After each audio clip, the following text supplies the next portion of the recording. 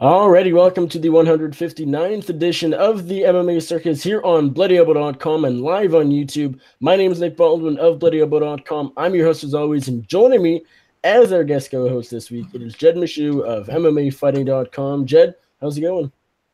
Doing okay. You're super blurry because my internet is down and I'm tethering everything off my phone. So apologies in advance if my audio cuts out or anything like that. But you just look like a big blob on the screen to me. So that's pretty fun and exciting. That's keeping things interesting on this fine Tuesday night. How are you doing, Nikolai? I'm doing good. I'm unfortunately, you can't see my nice new haircut because I'm just a blob of nothing, as you said. But I guess You're it's a not blob the with end of the some world. blue, and then your very pale face is above the blue. Can't really see your features super well, but yeah, you know. Can you see my eyes? My green eyes? Can you see anything? No, I'm definitely not that. Come on. I feel like what you see is probably what not a blind person sees, of course, but what someone with bad vision with super strong glasses. It's incredible. I mean, I don't know if I realized how bad some people's vision is. I know this is completely random, but like I was talking to someone probably a couple weeks ago, and it's like, read that. It's like, no, I can't see it. And it's like, I've had glasses twice before in my lifetime. My vision was never fantastic. It was never 20/20, but I could see a little What do bit you at mean least. you've had glasses? You don't just stop having I guess glasses. that's a thing here in Canada. No, but for real, I got glasses in kindergarten, and then in either grade 3 or 4, the eye doctor said, "Your eyes have gotten better. You no longer need to wear glasses." And I'm like, "That's awesome." Grade 6 comes around, so 2 or 3 years later, and they're like, "Your eyes are worse. You need to start wearing glasses again." I'm like, "Oh, that sucks." And then either grade 8 or 9, again, they're like, "Your eyes aren't 20/20. They're not perfect, but you're not going to walk into a brick wall if you don't wear glasses. You're old enough where your eyes aren't going to improve by themselves. There's no need to wear glasses." So there you That go. sounds like you should be wearing glasses because the moment you get back into the glasses game, you're going to be like, oh shit, the world is a much clearer place. I I don't know know. who the last doctor you had was, but he sounds like a fucking quack. If he's like, yeah, your eyesight isn't perfect, but you don't need these glasses anymore. Like, no, if your eyesight isn't perfect, here are the glasses. You don't have to wear them if you don't want to, but I they think will make things look clearer. trying to find my glasses. Oh, look what I just found. I found the glasses. I think these were my last pair. You probably can't see them because you can't see anything. Well, I can see that you have This is what I glasses on looked in like general. before the doctors went quack, as you said, and said I didn't need them anymore. I'm starting to not trust this whole Canadian healthcare system. I mean, I could wear these if you wanted me to. I could wear these on the show, and I'd look like a complete jackass. Oh, the Tony Ferguson look. I probably should do that. Shouldn't, I should say, not should. No, that's fine. You can start capitalizing the first letter in every word too, so it'll be okay. I'm pretty sure the bosses over at Bloody Elbow, the editors, everyone will be quite. I'll get some direct messages pretty quickly if I start writing articles with no lowercase letters. No, you're right. That's just No, the first letter. no lowercase You got to letters. Tony Ferguson that, and Yeah, then I make got them you. edit it, and they'll fucking hate you. It'll be awesome. How's the weather down in Atlanta? I assume pretty It's hot. fucking cold. Really? I mean, it's not like Okay. it Cold is warms what up. though? It's like it was like 40 this morning. They 40. get warmed up in the Wow. day or whatever. It's like snowing in various parts of the United States and shit. It's it's Georgia and it's almost May and it's not really shorts weather yet, which is inconceivable and I'm super upset about it. Well, Minnesota got hit really badly with some snow. Did you hear about that? And I know that like various parts of the north and northeast, I don't have any friends that live in Minnesota, but I have friends who live in like Connecticut and stuff and Right. they got snow. They got snow on the ground in late April.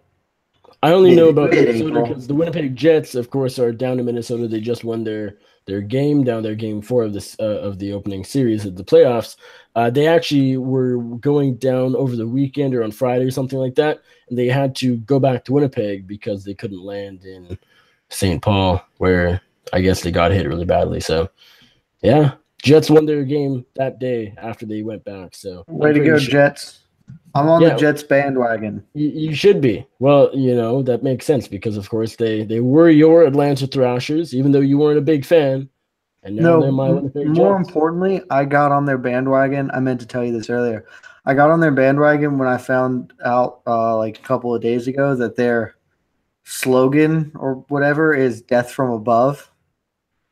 Is that right? Is that for real?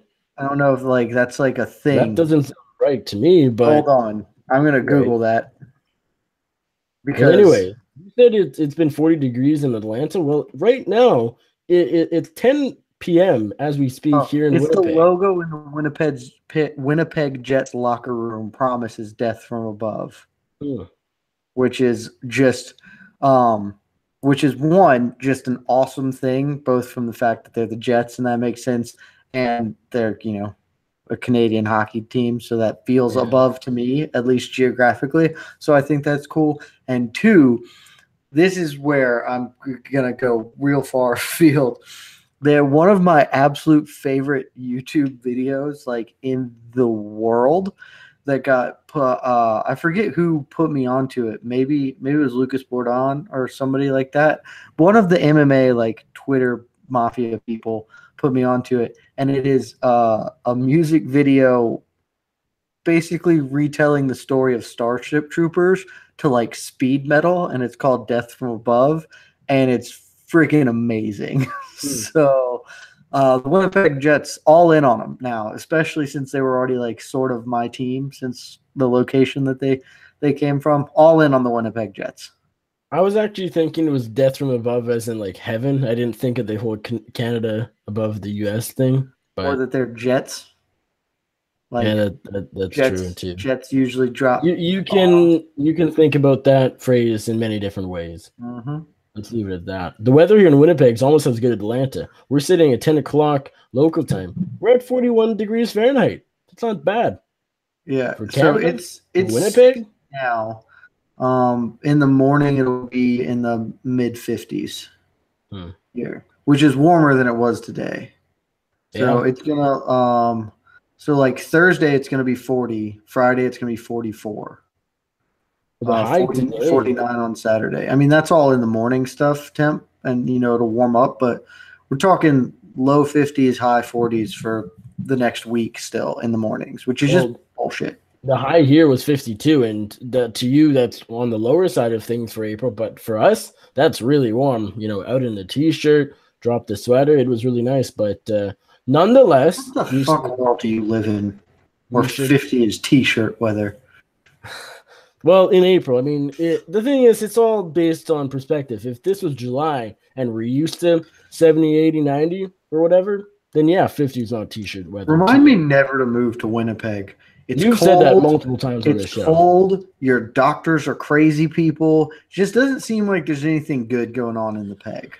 These glasses make my vision blurry. I don't think they're crazy. They know what they're talking about. I can't see you. It's weird. No. Yeah, those might not be the right prescription. But the doctor, anytime the doctor says your vision isn't perfect, that means that you can wear things to make your vision perfect. That's what they do. I don't understand. Anyway, we should probably at some point talk about fighting. I look at that as a sacrifice. Like I if I could not wear glasses, I would make that decision. I would sacrifice having what is one notch behind 2020? Like I would think it's 1920, but that I highly doubt that. I don't know. 2025. It makes a difference. I want to be able to see shit. Life's too short for it to be blurry, Nikolai. No, of course. If I was blind, if I every time doing this show with you couldn't see you or couldn't see, our notes or the dumb questions that I'm reading off, of course I'm going to wear glasses. But hey, I'm making that sacrifice and I'm making it work. So do what makes you happy, I guess.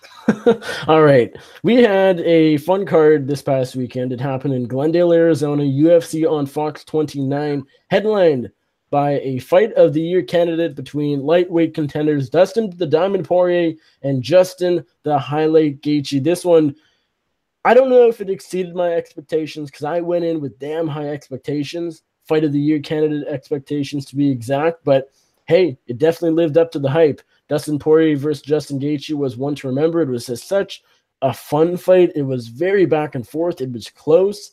There was times when it looked like Poirier was on the way down as far as his cardio. He seemed to be getting tired. He seemed to be sort of on the back foot. Justin Gaethje was coming on, and then, the roles reversed a little bit, and both guys are tired. Both guys are swinging, and both guys just put on one heck of a fight. What did you make of it? Were you surprised? Actually, I shouldn't say that. I know you were surprised because you picked Gaethje, and you said in your betting column for MMAfighting.com that this was one of your more confident picks.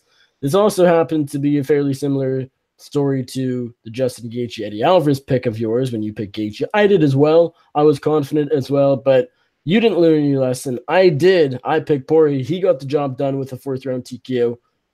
What do you make of all this? I had a lot of thoughts at the time, and I still have many of them. I'm willing to believe that I have overestimated Justin Gaethje a little bit. I still think he's a really good fighter, obviously, but for the first 3 rounds of that fight, I thought that Dustin Poirier was fighting quite possibly the worst fight he could,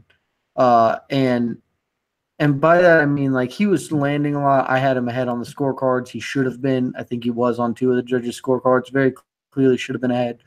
I thought he won rounds 1 and 2. He lost round 3, but then the point deduction happened as well, so that should have been a draw there. He was landing a lot, but basically at the beginning of that fight, he did nothing to check leg kicks, did very little to counter leg kicks, honestly. Just kind of ate them and fired off his offense in punching combinations that Gaethje just sort of let him. So a lot of what he did early was hammer punches off Gaethje's arms. Now, some of them got through, obviously, but he was hitting a lot of arm, a lot of that shell defense that Gaethje does, not checking leg kicks, not working the body really well at all. And those are all really the exact opposite of what anyone fighting Justin Gaethje should do. They should be prepared to check leg kicks or to have a clean trigger counter off of them to kind of disincentivize that, because it's easily Gaethje's best weapon. They should attack the body relentlessly, because Gaethje almost doesn't defend his body at all. When he's shelled up, you can hammer him to the ribs. And I forgot what the other thing I said there was. But the point doesn't matter. You shouldn't really headhunt Justin Gaethje, in my opinion. Now, granted, Poirier did it, and by virtue of the fact that he is the hardest hitter in the division, and in the 4th round, he landed a super, super clean left hand, and that was the end of the game. It worked out for him. Frankly, I think I'd probably make the same pick if they fight again, because that fight looked like I expected it to look. But for the fact that Poirier held up a little, he was a little more durable than I thought he would be.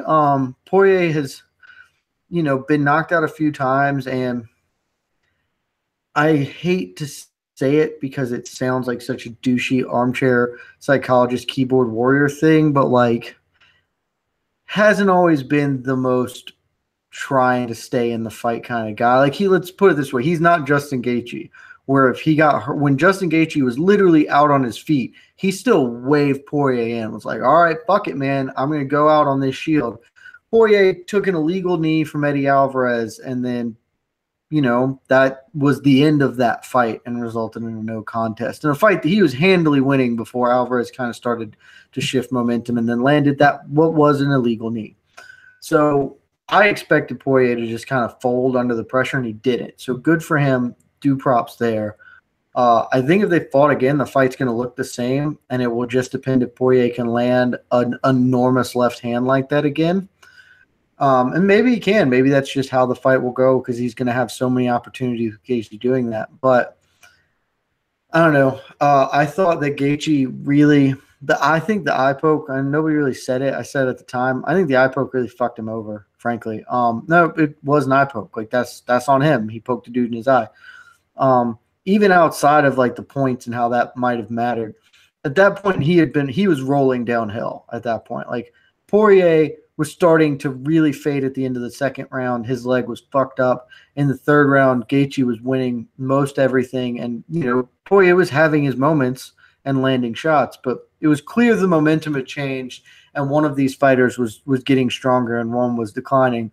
But after Poirier had some time to shake it off, kind of, blink his eye away, get a breather, recompose himself, he came out really, really sharp in the fourth round. Now, that could just be that's he was training for a 5-round fight. He got his second wind in the fourth round, and that was sort of, he was banking on, all right, he's going to get a little tired here, but at the 15-minute mark, he'll ramp back up and be ready to go. Maybe that's just it. But to me, it felt like he got that extra time at the end of the third with that eye poke, with all of that, and that gave him enough time to sort of just feel better and come out with a spring in his step to start the fourth. And so I felt that kind of hurt Gaethje a lot. Good performance from Dustin Poirier. I want to pose a question to you that I've been kind of mulling over, because it's a hot take, I think. And I don't know how to phrase it exactly right, but it's obviously this is your fight of the year at the moment. Frankly, it's probably going to be your fight of the year at the end of the year unless Justin Gaethje fights again, and then who knows what could happen. But is it possible that Justin Gaethje is too awesome? And what I mean by that is I think this fight is objectively better and more entertaining than the Michael Johnson fight, which was fight of the year. I agree with that, yeah. I think objectively it just is. And yet I was way more excited and on the edge of my seat in the Michael Johnson Gaethje fight. I was more emotionally invested in that fight somehow. And I think it is in part because were bigger shots. They got rocked worse, I think. I don't know. Maybe it has something to do with it, but I think that it really is. I came into this fight expecting this. This is the outcome I expected. And it was awesome, and it satisfied me in the way that it could not exceed my expectations, I guess. Gaethje Johnson exceeded what I thought, and so it was more exciting because it was better than I thought it could be. And Gaethje Alvarez was again exciting and frankly better than I thought it could be, because Eddie Alvarez hung tough longer, and it was just a kind of awesome, fun fucking fight. And this fight was awesome and just objectively probably better than both of those fights, more entertaining than both of those fights. And yet it was less enjoyable to me, not because Justin Gaethje lost or because I dislike Dustin Poirier or any of that reason. It's just, I don't know, it feels like maybe he broke my awesome meter, I know he's going to be so great and it's going to be so fun that it kind of takes away from the fun that it could be if I was unaware. Well, when fights are, yeah, I mean, it goes with almost without saying, when fights exceed our expectations, they end up being, I mean, the thing is, let's go back to the Nancy Medeiros versus Alex Oliveira fight last December at UFC 218. Now, we knew both guys like to slug it out. We knew both guys like to throw down and put on entertaining fights, but were we expecting the fight of the year of last year? No. It wasn't the fight of the year. I believe it was. I watched both Johnson Gaethje and that one back, and I enjoyed, upon replay, Oliveira Medeiros 10 times more. But that's the interesting thing about the Gaethje Johnson fight. Watching it live without knowing what was to come, it was so fun. But then upon replay, there were moments in that fight where not tons was going on. There was the big moments, of course, when Johnson got rocked, when Gaethje got rocked, and all of that, the big moves and momentum. But other than that, I definitely think Poirier Gaethje was a more fun fight, and I think Poirier Gaethje didn't have the Poirier never got rocked badly, and so that's the only thing this was missing as far as on the edge of your seat, biting your fingernails, the whole how this fight is so tense idea. That's where Johnson Gaethje thrived and was so good and would have been the best fight last year. But I think Oliveira Medeiros last year had more action, and I think this past weekend had more action. And the Alvarez Gaethje fight, I actually think that's slightly was below my expectations. I went into that fight with way too high of expectations, which was silly and leads to things like what you're, going through now, I guess you could say, where you go in thinking it's going to be the best fight ever, and it ends up being a very fun fight, but for whatever reason, not quite what you're expecting. That's what I felt with the Alvarez Gaethje fight. Maybe it's odd because I find out of Gaethje's 3 UFC fights, the two most fun ones are the one I picked him against, and then the least fun was the one in which I picked him to win. And so I have no idea if that's a coincidence or has something to do with it. But anytime there's a shock value or a shock factor, I should say. But anytime someone gets surprised, anytime it's an upset or just not what you're expecting, it's going to be more fun than if it's sort of out of the out of the script, so to speak. And so again, just to sort of recap, Poirier Gaethje was awesome. It was a lot of fun. The thing with Gaethje, he is what, 30 something. He's early 30s, let's say. I would assume that's accurate. And this guy, with another loss, a second straight loss, his second pro loss, his second knockout loss, it really has been bringing up the conversation of, is Justin Gaethje just too tough for his own good? And yeah, he is. Justin Gaethje said he probably has 5 more fights. I think that's a fair number. That'll bring him to 2020 maybe, depending how active he's able to stay for the rest of this year, which I hope isn't active at all. He needs a long break. Next year, we don't know how much he'll fight. So he still has a good 2 years left in him, I think. But yeah, he doesn't need to be fighting till he's 40, or else he'll, I don't know. I hate to be, harsh or whatever, but or else he'll die young. Or it's really bad what could happen to someone who endures so much punishment over the course of 25-minute fights and all that. What do you make of Gaethje's style and also his future in the UFC? The thing is, over at World Series of Fighting, we never got to see how good Gaethje really was because he was fighting guys not on his level. Now that he's clearly an elite lightweight fighter. He is a top 10 lightweight without a doubt.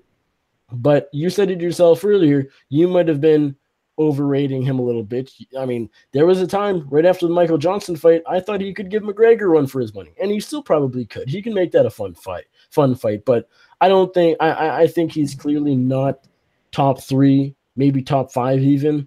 And so I'm very interested to see where Gaethje goes from here. I suspect he'll be an action fighter in the top 10, but I kind of also suspect he'll never make it back to the top 3 and that title contention. Do you agree, or do you think he has a chance?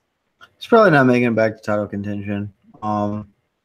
Just because I think he probably has 5 fights left in him. So he'd have to win 3 in a row and then get a title shot. And that's doable, very doable. But I think at this point, it's worth mentioning that he has been knocked out twice, and that once you get knocked out once, usually easier for that ticket to get punched again. So probably not making it to title contention. And I try to explain this to some other people. It doesn't matter. Like, it just genuinely doesn't.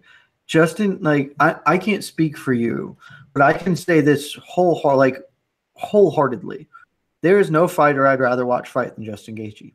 On the planet today, if you give me an option between, hey, there's a McGregor pay-per-view on or Justin Gaethje, I'm going to turn in and watch Justin Gaethje fight. That's just going to be it.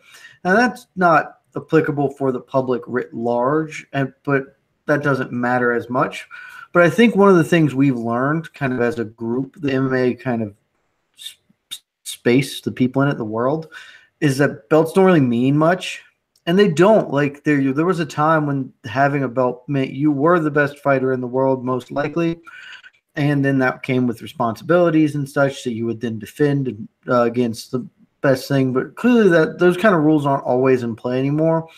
And now the belt is frequently an indicator of those same things, but not always. And we just say all the time, belts don't mean much anymore. They're pretty thin on the ground these days. So, it does not matter that Conor McGregor does not have a UFC title. It does not matter one tiny little bit.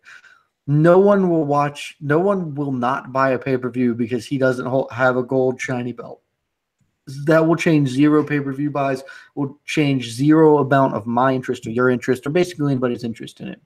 And the same holds true for Justin Gaethje. If you are a boring person or you are not notable person or you just have a quiet demeanor and personality, a belt can be a way to make you at least have some appeal to the masses at large. But if you don't need a belt, you don't fucking need one. And straight up, Justin Gaethje just doesn't need one. Like, who would you pick to watch fight over watching a Justin Gaethje fight? Very few people. And Who would you even do? Nobody, like, honestly, probably nobody. Justin Gaethje is the most fun fight in the UFC, in MMA.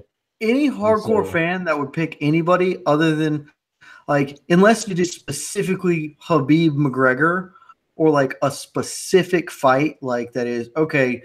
John Jones Cormier 2. Like, but I would have watched one fighter versus if it's just an average opponent or whoever. Yeah, against somebody in the dark. Hey, this guy's fighting tonight, or hey, this guy's fighting tonight. Like, my soul might think, yeah, I should watch Demetrius Johnson fight because he's frankly probably the best fighter we've ever seen. I know that's a controversial take or whatever, but I think it might be accurate. He's not the greatest. George St. Pierre is the greatest fighter we've ever seen, but Demetrius Johnson's probably the best fighter we've ever seen. And so we should all take the time to watch a technician and a master, put forth another masterpiece when that avails itself to us. But I'm not watching Demetrius Johnson. Okay, I'm not watching Stipe. Like, Gaethje's on, I'm gonna watch Gaethje. Like, that's fucking it. And so he's had 3 fights in the UFC. All 3 have been Fight of the Year candidates. One could have been your Fight of the Year last year, and this one against Poirier, really could be 2018's. And so, I saw a tweet. There aren't many 3-fight runs in the UFC that can compare to that. The only one that really stands out, and of course, this might be recency bias because it happened in the past. Robbie Lawler. There you go. The McDonald rematch, Condit, and then Hendricks before both those fights. Rematch. And so, or Hendricks. You throw in the first Hendricks fight. Why not? And Robbie Lawler's run, his most recent run through the UFC up to losing the title, was a run of just incredible things. And Justin Gaethje is on that path. And Robbie Lawler is probably the second best welterweight of all time, for being honest with ourselves. And a lot of other accolades that go in behind that. But Justin Gaethje is never going to have those other titles, and it doesn't matter, because what he does have is sure, they fought for the most violent person or whatever, Crown, he and Eddie Alvarez did. But Justin Gaethje still has that belt, because it doesn't matter whether he wins or loses in the cage. As long as he continues to fight like this, he continues to be the most violent motherfucker in the sport and the most must-see television in the sport. The Highlight is a perfect fucking name for him. And so, I do hope we got a little off field. I do hope he only fights 5 more times. I've been on the record before, I believe on this show, stating that I'm not really worried about his mental or physical health, because obviously all of that is there's still a lot of research to be done in the general field, but to my understanding, the issue is less single incidents of trauma, more than it is repeated abuse over time. And so, I think if Justin Gaethje fights like this for his career, but he calls his career short, he ends his career at 33, I think that he's going to be okay. I certainly hope he's going to be okay. But, if he ends his career in 2 years after a couple more fights, he's not going to be taking those shots when he's 40 and everything's a little fuzzy or a little slower. I think he'll be fine. So I have much less concern over that than everybody else does. And my last thing I'll say, all the people trying to say, well, maybe this will get Justin Gaethje to wrestle. You're a cop. Thank you for your contribution, officer. No, thank you. If Justin Gaethje wrestled or used the breadth of his skills, no one would give a fuck about him. And that's just the reality. Maybe he would win more. I don't even think that's true. I think that if he changed his style up, he actually wins less by doing that.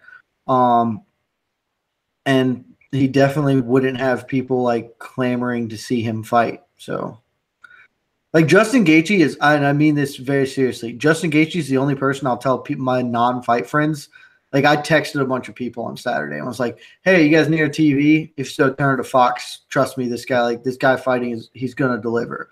I will not send that text message about anybody else in the sport.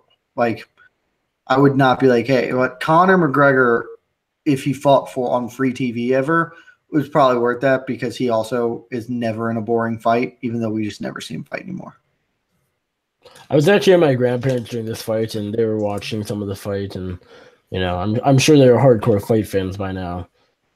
If they weren't, 83 and 84 years old, I'm sure they would have made that transition to MMA fan. But I don't think they're any more into it. But that's a rarity if you're introduced to the sport by Poirier Gaethje, and if you're ever gonna love MMA or like MMA, that's the way to get into it. But let's quickly talk about Poirier. What is next for him? Some people are calling for the Khabib Nurmagomedov title defense against Poirier. Do you like that? Doesn't make sense.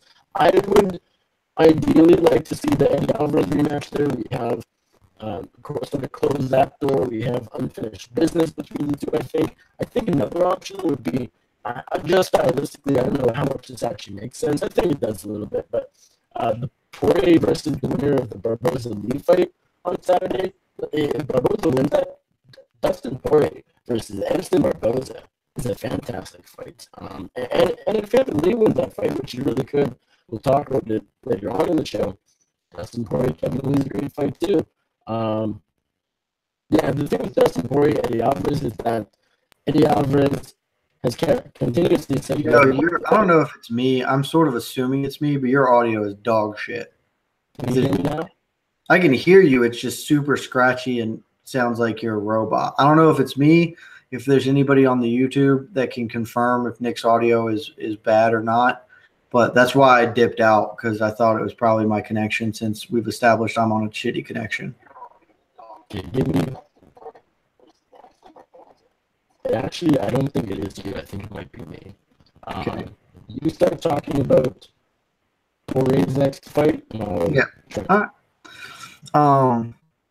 So, look, you do anything in the lightweight division, it's going to come up smelling like roses. Frankly, it's the best division in the sport. It's the best division in sports history. And if you put Poirier in against any top 5 or frankly a top 10 person, that's going to be totally okay. I know Poirier wants a title shot, thinks he deserves a title shot. I'm not entirely sure he's wrong either. But we have seen in recent years, even when fighters deserve a title shot, because the lay of the land is so clogged up or backlit for one reason or another, they kind of have to just keep taking extra fights. Max Holloway had to take like 9 fights, even though he deserved a title shot probably after his 7th or whatever.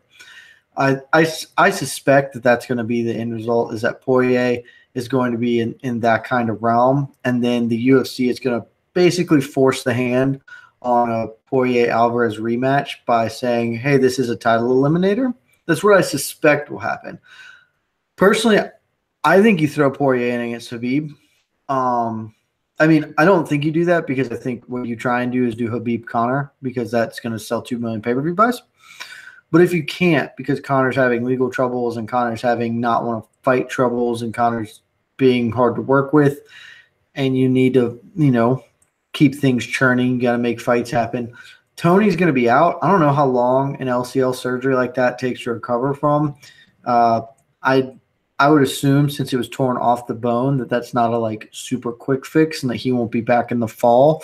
This is pure speculation. I'm not a doctor at all, and I Googled this even a little bit.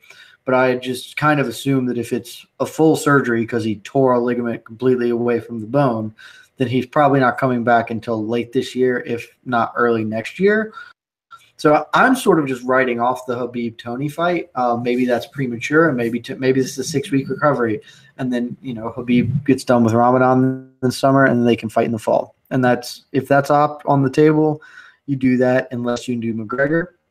But if both of those fights aren't going to happen, if Tony's out until next year and Conor is out until Mayweather moves to MMA, or Nate Diaz wants to fight, or whatever the fuck Conor's going to do, who the shit knows, then I think Poirier, I'd give it to Poirier over Eddie Alvarez. I just would. I think Poirier's done more. I think Poirier was beating Eddie Alvarez, and I think Poirier deserved to get his hand raised over Eddie Alvarez since the fight ended because of an illegal knee.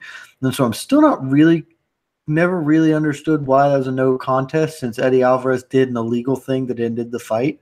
So he should be penalized for it. Even if that rule's stupid, seems very obvious that if you cheat and the fight ends because you cheated, then you lose.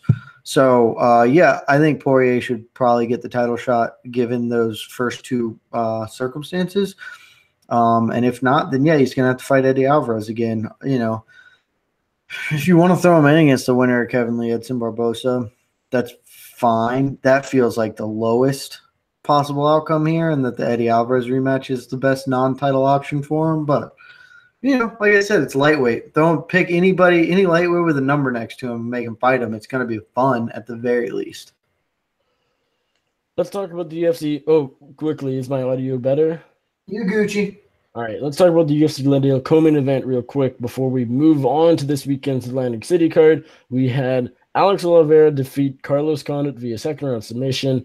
Alex Oliveira, of course, stepped up on short notice from Matt Brown. Clearly was not a better matchup for Condit, was much worse. Alex Oliveira, we knew going in, had some ground skills. We certainly knew that going out of the fight. Matt Brown, Carlos Condit would have just slugged it out, and that's a coin toss fight. This one, Oliveira opened as about a 2-1 favorite for good reason. He seemed to be the stronger guy. I mean, he has more in the gas tank. Carlos Condit in 2018 just is not who he was even 2 years ago. What did you make of Condit's performance coming up short for the fourth time in a row, and then Alex Oliveira getting back on track?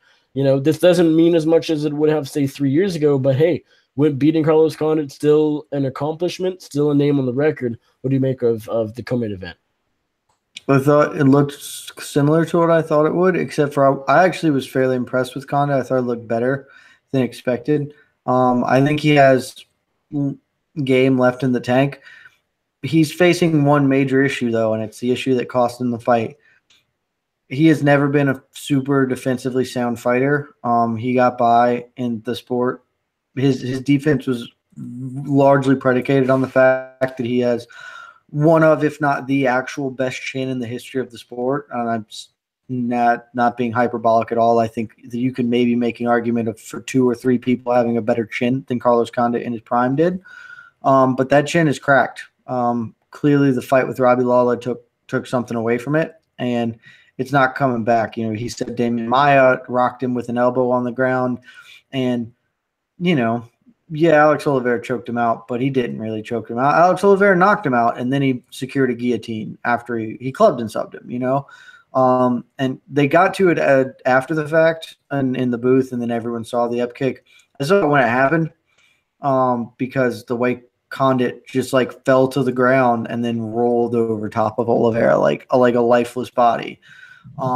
So, you know, not to take away from the finish, because Oliveira deserved that finish, but I don't put too much stock that Oliveira's ground game was awesome. I actually think Oliveira probably put him out before.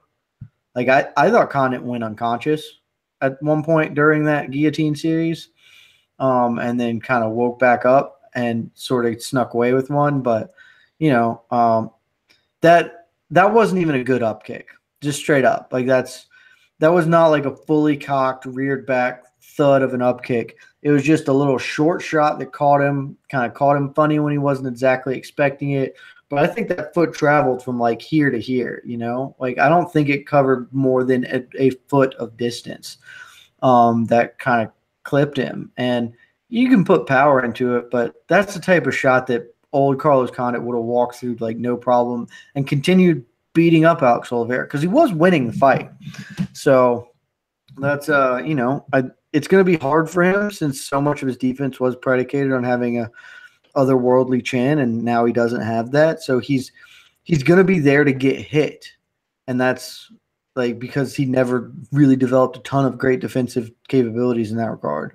And so if he's going to be there to get hit and those shots now hurt him, that creates a whole world of problems because especially he still can't defensively wrestle for shit.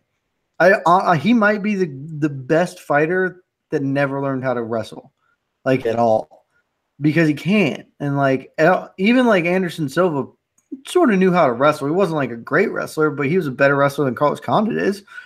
And so if he's going to get hit with a bunch of shots standing and his chin isn't good enough to hold up to it and he can't defensively wrestle, that is a whole host of bad defense that creates a world of problems for him going forward as a fighter, and a fighter with a name. So he's not going to get random scrubs. He's a former fucking champion. He's going to get guys at the top end of the rankings and stuff, even and basically until he retires. And those are going to be bad matchups for him now. So I would love for him to fight Matt Brown. I think that fight makes sense. And then I think if they wanted to both retire, I'm okay with that. Let's talk, last but not least, about a middleweight fight that happened on the main card as well. Israel Adesanya gets past Marvin Vettori by a split decision. Shouldn't have been a split decision. One judge that did score 29-28, Vettori just doesn't know how to judge fights. But nonetheless, a closer fight than most people expected. I know him before the battle with you, I, and Wes Riddle. You guys both picked Adesanya by TKO. I picked him by decision. Wasn't confident in that decision pick, but nonetheless, Adesanya does get the job done over the 15-minute span. I guess the first question for you, Jed, is, are you not less excited to see Israel Adesanya, but have you slowed or slowed down on the hype of him? Do you think he's – I don't know. I feel like after his debut win over Mike Wilkinson when he got the knockout win in Perth on pay-per-view or the pay-per-view prelims, everybody was talking about him as the next big thing.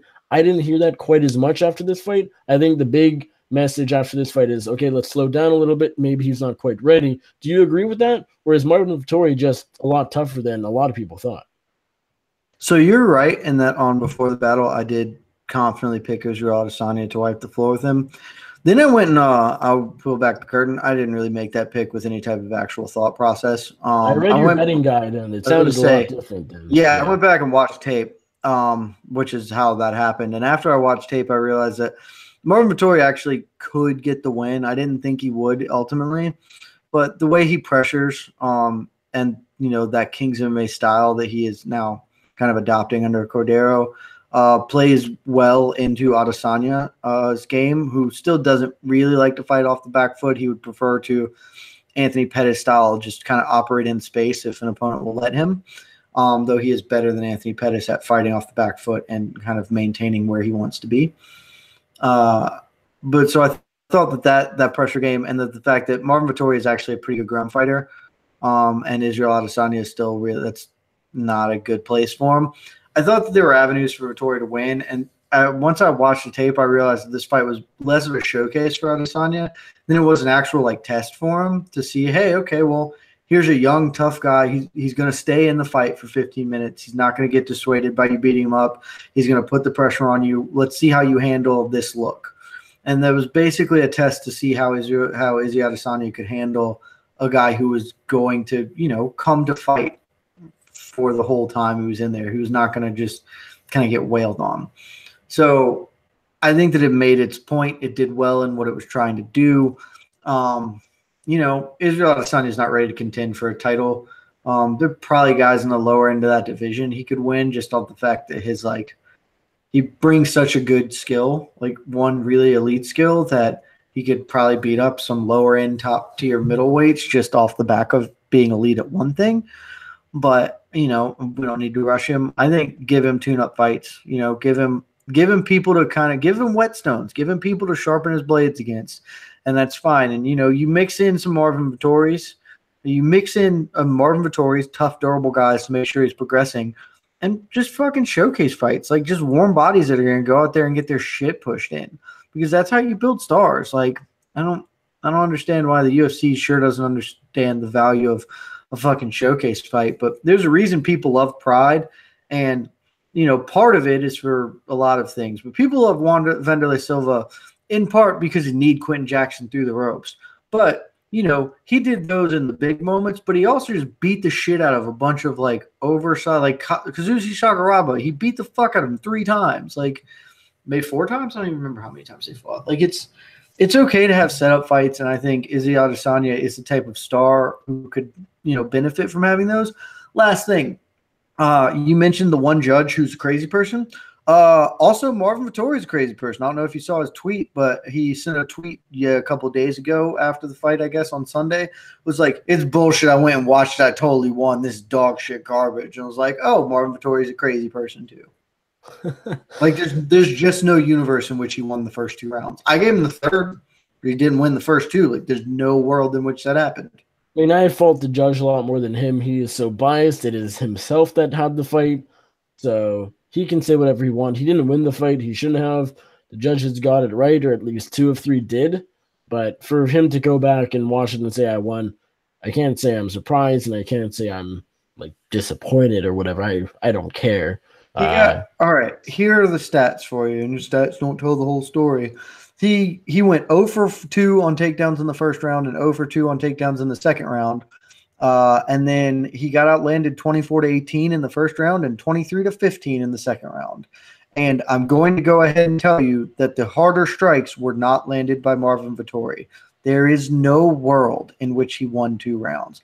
Now, I also tweeted, and I caught some flack for this on Fight Night, that Marvin Vettori should have just taken Izzy Adesanya down the first 2 rounds. I fucking stand by it. And people are like, oh, he did. He didn't get anywhere. Like, he tried twice in both rounds, and neither of them were like super great committed shots.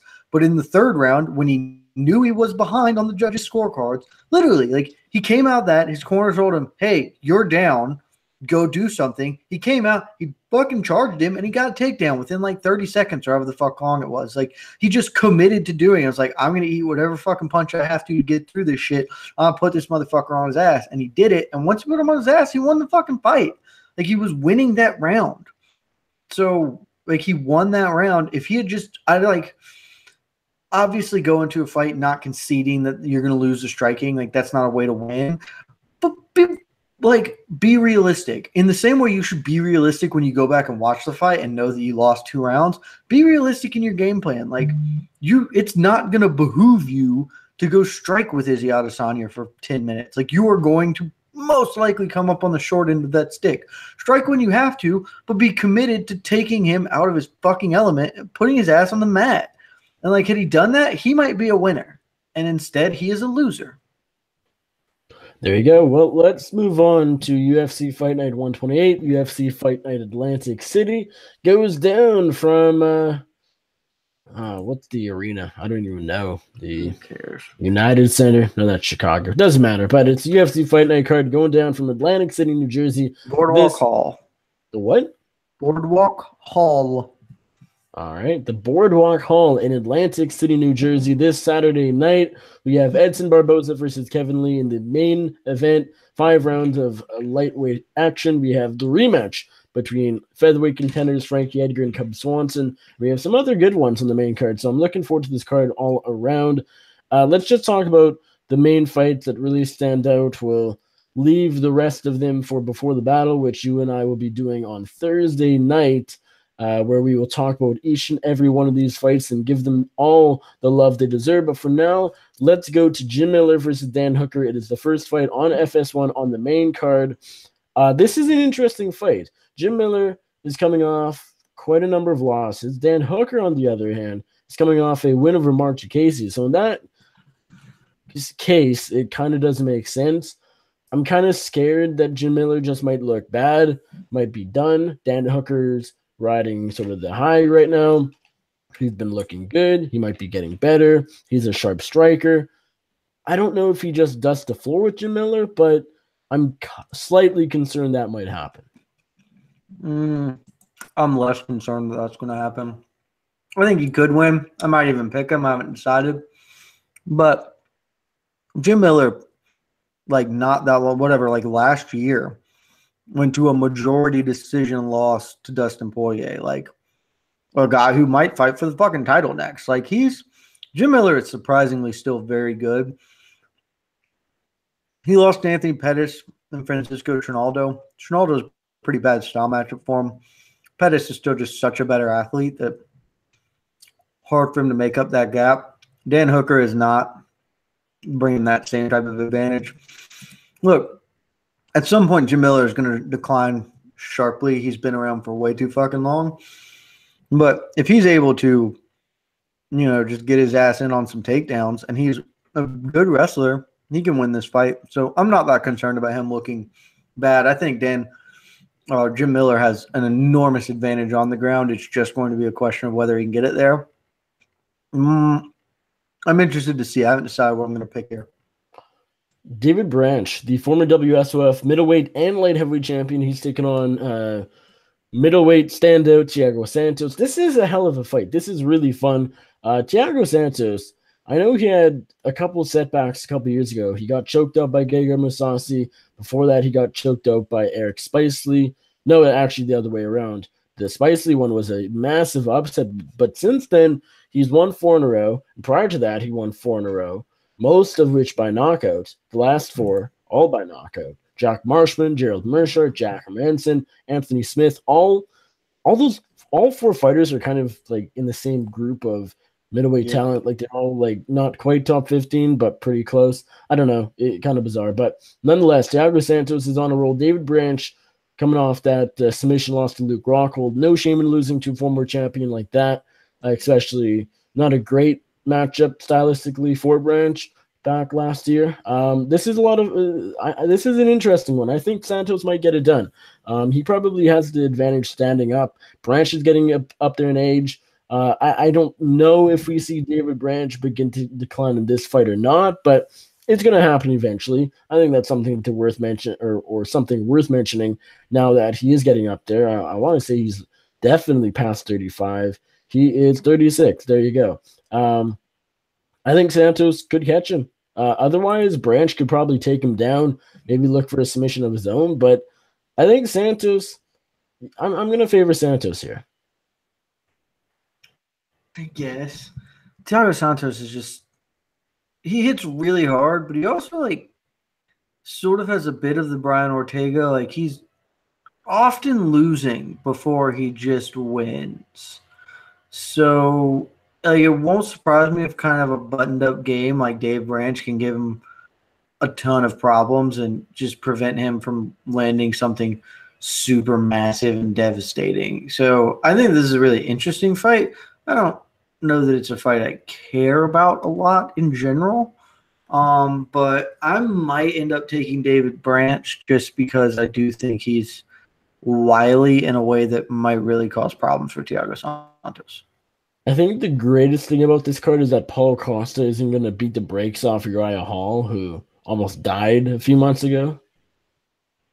I don't know if that's a good thing or not. I mean, Paulo Costa I'm not a huge fan of him just generally, but Uriah Hall's like, man, not against him getting his brakes beaten off of him. Yeah, you're a guy who often doesn't care about the health stuff. Yeah, I mean, I swear to God, fighters could just go out there, risk their lives, and die, and you'd be like, yeah, whatever. It's a bit sociopathic, but I have far less concern about fighter health and safety than basically anyone else in MMA media.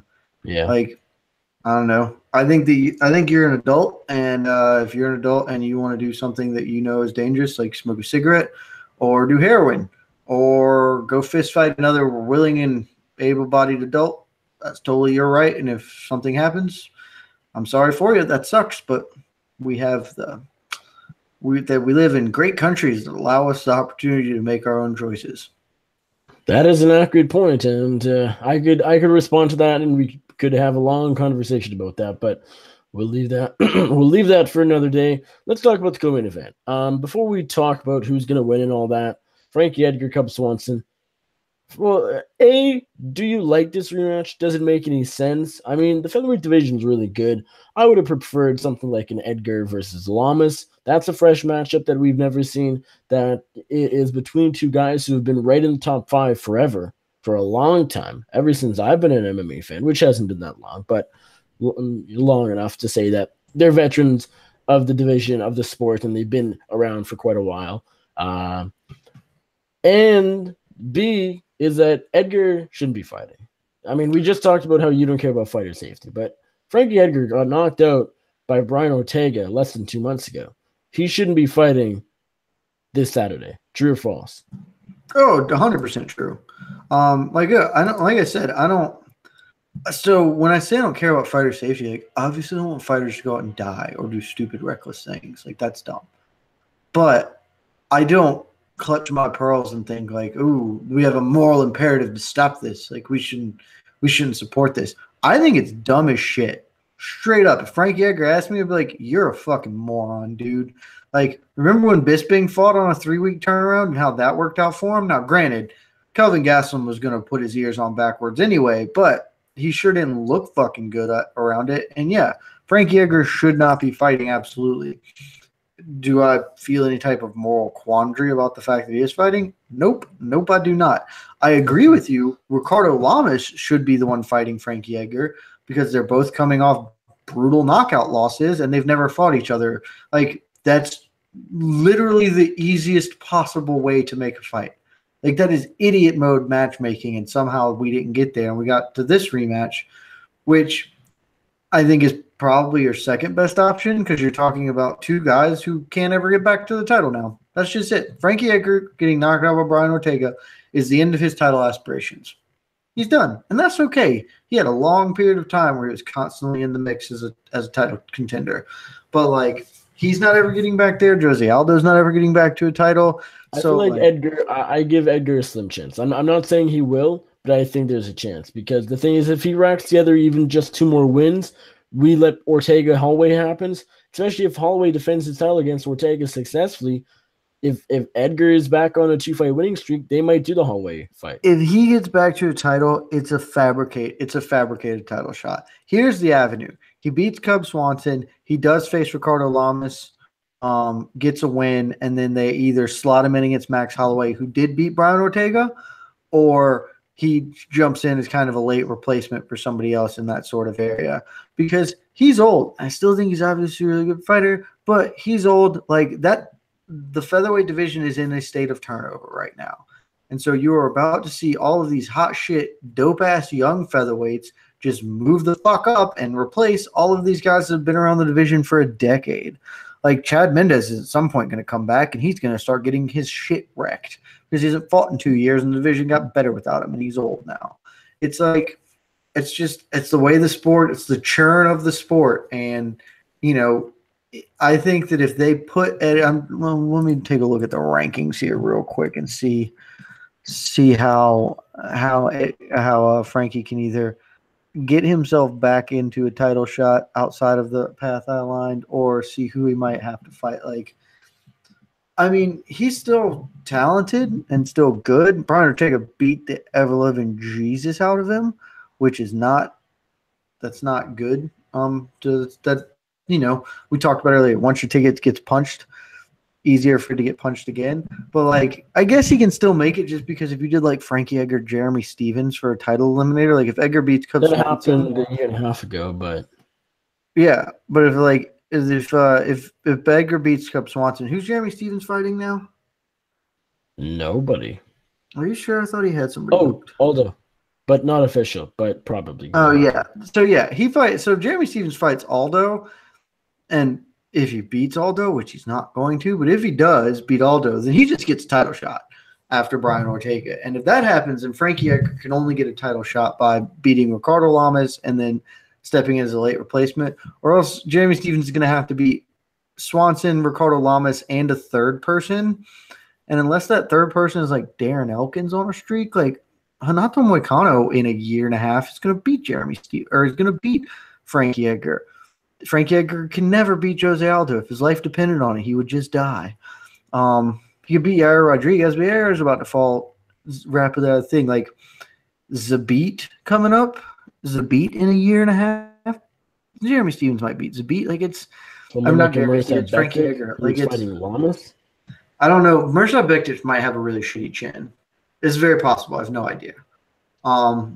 We're gonna find that out at some point. But yeah, if Mirsad Bektic gets through Lamas, so then Frankie has to fight Bektic for a title shot. Like I just think it's much, much, much more likely that he is done as a title contender, and that's okay. Again, he's been near the top of the sport for well over a decade. That's a great run. He's a Hall of Famer. He's a champion. In a world without Jose Aldo, he'd be a 2-division champion. And if he had ever dropped, shit, he maybe would have been a 3-division champion. hell of a career. And now we can just put him in other fun fights. But I prefer fights like this against people of his age, his lineage, of the Swansons, the Ricardo Lamases, and not put him in against the young guys who he's either going to kill off another young contender like Yair Rodriguez, who is way too soon, or he's just going to get beat up by Renato Moicano. So, who is the pick? Frankie Edgar or Cub Swanson? Frankie Edgar. Cub Swanson is not good on the ground. I know Cub Swanson has a black belt, and I'm sure he's a good grappler, but he consistently loses grappling exchanges. And the last time they fought, Frankie Edgar took him down, beat the fuck out of him for 4.5 rounds, and then tapped him in the end. I see literally zero reason to believe anything different will happen. Yeah, the thing is, people keep saying Frankie Edgar's done, done, and that's why we're picking Cub Swanson. Well, Cub Swanson just got choked up by Brian Ortega. I know he didn't get knocked out brutally, and so there is a difference there, a pretty big one, but Cub Swanson, it's not like he's riding high right now. It's not like he's on a big winning streak en route to a title shot. Both guys are in similar spots. People are just very concerned about Edgar, the fact that he's coming in less than 2 months after getting finished for the first time in his long veteran career. I definitely have some concerns as well. But ultimately, fighting a guy like Cub Swanson, who he beat the brakes off in 2014, I don't know if that goes much differently. With it being 5 rounds, it definitely will be less brutal than that fight was. Of course, if you remember, Edgar just sort of ground and pounded him to death and got the... Was it a submission with the second left? It was either a submission or a TKO. What are you talking about? I wasn't paying attention. Edgar beat Swanson in 2014. No, he tapped him, yeah. neck crank. Yeah, and so I think Edgar will win by decision because it is a 3-rounder in the co-main event, which is good for Edgar. He didn't need to go 5 rounds. I mean, he didn't need to fight at all after the Ortega fight right away, but if he was going to, 3 rounds is much better than 5. Less potential to take damage. So, yeah, I think he'll win a decision here. I think it'll be a similar fight, get on top, beat Cub up from top control, and get the job done. On the feet, Swanson's probably a bit better, but I'm not sure how that or if that matters all that much.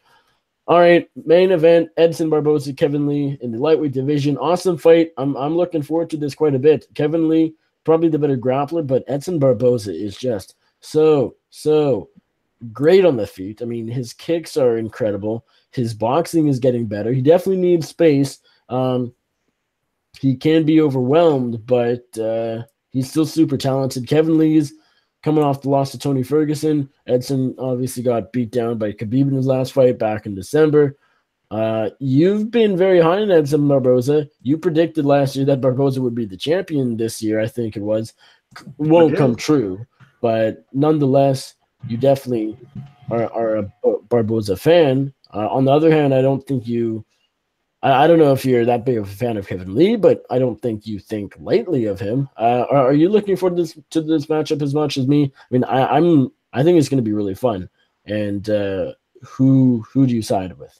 I think extremely highly of Kevin Lee and think he's likely going to hold the belt at some point by virtue of the fact that he's really good, really young, and that the people better than him in the division are all older. Not old per se, but Khabib is not old, but Khabib is also not long for the fight game. By all reports, he is not going to hang around much longer. His dad doesn't seem to want him to, and probably with good reason. Being in your mid to late 30s and fighting is whatever. Tony Ferguson, I've been saying for months and months now, he's already on the downside of his career. He's 34 and he's in the toughest division in the world and doesn't take care of his body all the best. Like, I think he's going to decline pretty precipitously. Justin Gaethje obviously is dying in front of our very eyes. I'll just never be sold on Dustin Poirier. I can't ever, even though I know he's really good. Conor McGregor, who knows what the hell is ever going to do. Like, I think Kevin Lee, sort of just by virtue of elimination, is going to end up holding the belt in a few years' time. This is a really interesting fight for me. I do think Edson Barboza has the potential to be the champion. I did think he would be the champion this year. Pretty that early last year. I thought it would take him a while to get to a title shot. Then he had the unfortunate circumstance of running into the actual best lightweight in the world, which is a problem in making himself a title shot. I do think that if he somehow had gotten himself into a title shot with Conor McGregor, he would beat the ever-living shit out of Conor McGregor. I think that there is no worse style matchup for Conor than Edson Barboza. Is bad one for him. But I don't know.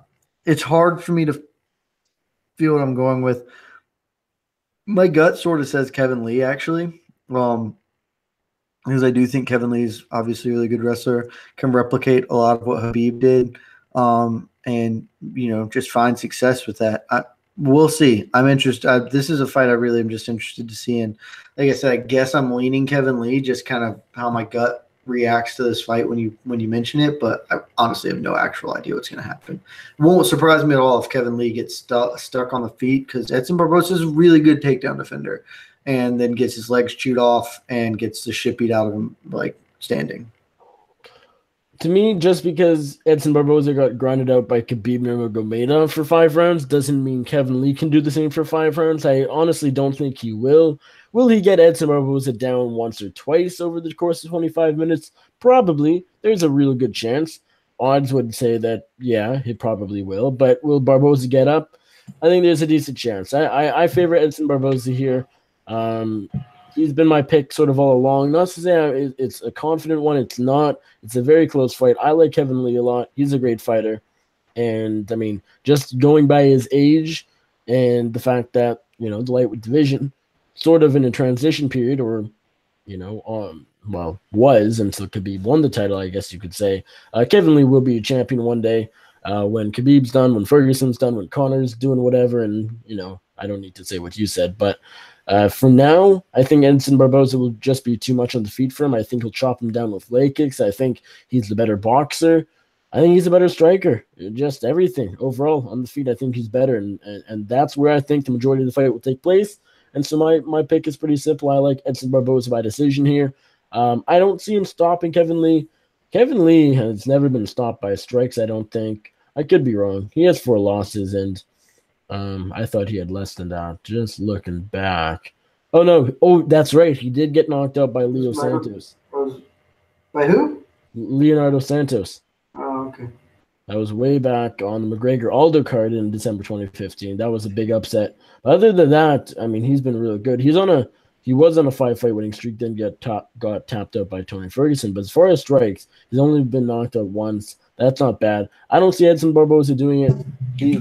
If he lands some brutal kick to Kevin Lee's head, sure, he probably could catch him and knock him out. But I'm going to go decision. I like Edson Barboza here by unanimous decision to get back into the winning column and to get one step closer to a UFC title shot that probably will never come. Let's be honest. He's number 4. He's one of the better lightweights that's never hold the title or never fought for the title. But I'd be kind of surprised. He can't fight Eddie, can he? Shit. No. So that's another roadblock that I never even really thought about. He's lost to Tony Ferguson. He's lost to Khabib. That's not great for him, for his title aspirations. And hey, he needs to get past Kevin Lee. That's not an easy task by any means. And so, yeah, we'll see come Saturday night. But for now, I do like Edson Barboza to get the job done. Is there anything else you want to say from this card that we didn't go over? Aljamain Sterling, Brett Johnson's a great fight. The prelims are decent. Nothing stands out too much, to be honest. Sure, they're all fine. Don't care. Anything else we want to talk about, or else I'm good to wrap this up? Nope. I will. My parting thought here would be PFL is going to fold as an organization by February of next year, if not sooner. All right. Somewhat bold prediction from Jed Meshew. Have you looked at those fucking rosters, man? I have. If they don't fold, I straight up don't buy the $1 million thing. 100% don't buy it. Because how are you going to pay Jared Rosholt $1 million fucking and think that you're a fight organization that's sustainable? Like, if this organization doesn't fold, someone should look into their books, because shit, man, like I have no idea how they think they're going to pay any of those people $1 million and that's going to be good value. Because like it's not like they're paying a pittance to the rest of the fighters. They're guaranteeing like 50 if you win your first round fight. Like this shit adds up, man. Yep, it does. Well, there you go. Let us know. Drop a comment in the comment section below. Do you agree with Jed here? Is PFL going to fold by February of next year? Maybe, maybe not. Who knows? Maybe money does grow on trees. Maybe that's where they're getting their cash from. We'll have to wait and find out. No gets it, doesn't get it for us this evening or today, depending when you're listening. And we did not get any dumb questions. So with that, episode 159 of the MMA Circus is in the books. Thank you all for watching. We really appreciate it. If you're watching on YouTube, whether it's live right now or the replay later on, go like the video down there. Give us a thumbs up. I'd really appreciate that. And click down on the MMA Circus down there and then hit the subscribe button. I would really appreciate that. And again, any feedback for the show, good or bad, drop a message in the comment section down below. Jed, they probably know where to find you and all your MMA stuff, but if they don't, remind them. Find me at MMAfighting.com. Follow me on Twitter at Jed Meshew. There you go. And you guys can find me on the Twitter at Nick Baldwin MMA. You can find all of my writing over at bloodyelbow.com. I'll be on recap duty for UFC Atlantic City.